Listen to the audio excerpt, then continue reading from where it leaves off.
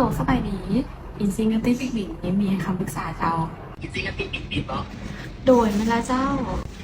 ปรึกษาเรียกอะไรบอโดยปรึกษาได้เลยเดี๋ยวนี้หานั้นเมย์คอยนะเราว่าติดไพ่เอาให้เอาว่าบุบังเงินมาซ่านนี่นะเห็นอะไร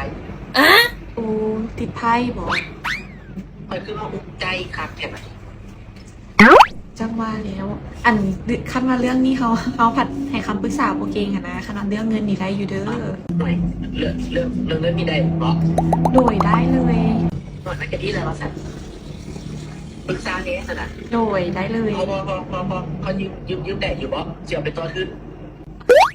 ต่อทุนบอกยืมได้เจ้าดอกเบี้ยของเขาทุกถือหนึ่ง2.59%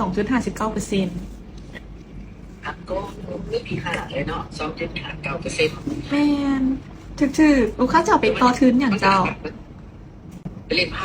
ที่เป็นน้ำแม่เขาเอง โอ้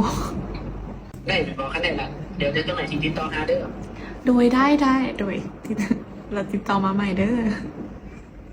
เจ้าจะคือหัวควันเขาจะบอก